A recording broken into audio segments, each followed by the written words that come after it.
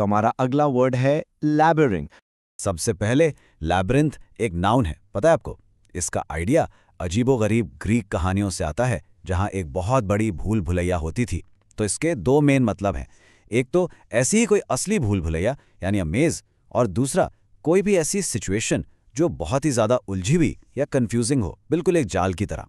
English में इसकी definition है a complicated irregular network of passages or paths in which it is difficult to find one's way, a maze। और इसका दूसरा मतलब है an intricate and confusing arrangement। चलिए इसका पहला एग्जाम्पल देखते हैं जो इसका बिल्कुल सीधा मतलब समझाता है। सोचो, आप एक ऐसे पुराने शहर में हैं जहां की गलियां इतनी घुमावदार हैं कि आप खो जाते हैं। उसके लिए हम कहेंगे The ancient city was a labyrinth of narrow winding streets। अब देखते हैं कि इसे हम अलग तरह से कैसे यूज कर सकते हैं। लैबिरिंथ सिर्फ असली रास्तों के लिए नहीं होता, ये किसी भी उलझे हुए सिस्टम के लिए यूज हो सकता है, जैसे सरकारी कामकाज की उलझने जिसमें आप फंस जाते हैं, जैसा कि इस सेंटेंस में है, he was trapped in a labyrinth of bureaucratic red tape.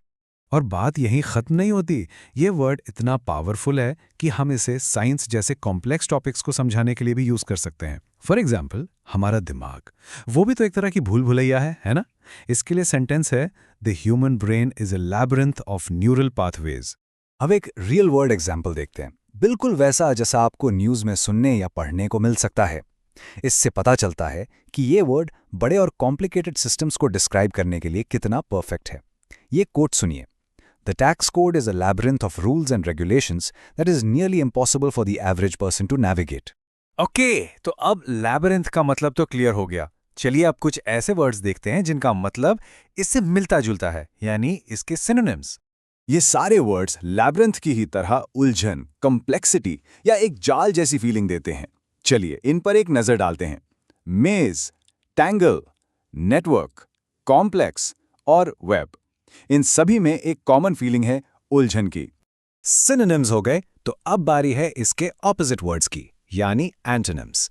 ये सारे वर्ड्स लैब्रिंथ के बिल्कुल ऑपोजिट हैं।